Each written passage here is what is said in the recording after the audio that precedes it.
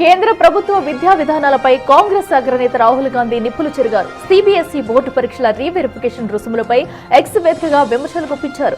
దొంగల పట్ల జాగ్రత్తగా ఉండండి, వాళ్లు నేరుగా సిబిఎస్ఈలోనే కొలువుదీరారు అంటూ రాహుల్ గాంధీ ఘాటు వ్యాఖ్యలు చేశారు.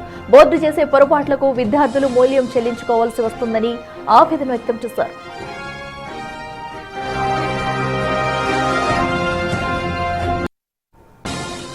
పేపర్లు దిద్దడంలో బోర్డు తప్పులు చేస్తే వాటిని సరిదిద్దేందుకు విద్యార్థుల నుంచి భారీగా వసూళ్లకు పాల్పడుతున్నారని రాహుల్ గాంధీ ధ్వజమెత్తారు. రివల్యూషన్ డిజిటల్ కాపీ కోసం ₹100, రీటోటలింగ్ కు ₹100, అలాగే రీ ఇవల్యూషన్ లో ఒక్కో ప్రశ్నకు ₹25 చొప్పున వసూలు చేయడం ఏంటని ఆయన ప్రశ్నించారు. ఈ లెక్కన ఒక విద్యార్థి దాదాపు ₹2000 వరకు చెల్లించాల్సి వస్తుందని మండిపడ్డారు.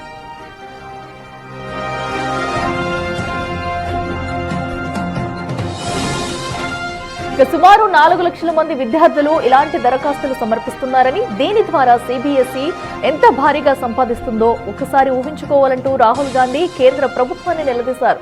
విద్యను ఒక సేవగా కాకుండా పూర్తి వ్యాపారంగా మార్చినప్పుడే ఇలాంటి దారుణాలు జరుగుతాయని విమర్శించారు. బోర్డు చేసిన తప్పులకు విద్యార్థులు తమ అమూల్యమైన సమయాన్ని, ఆత్మవిశ్వాసాన్ని, చివరికి తమ భవిష్యత్తును కూడా కోల్పోతూ అతిపెద్ద మూల్యం చెల్లిస్తున్నారని రాహుల్ గాంధీ ఆందోళన వ్యక్తం చేశారు.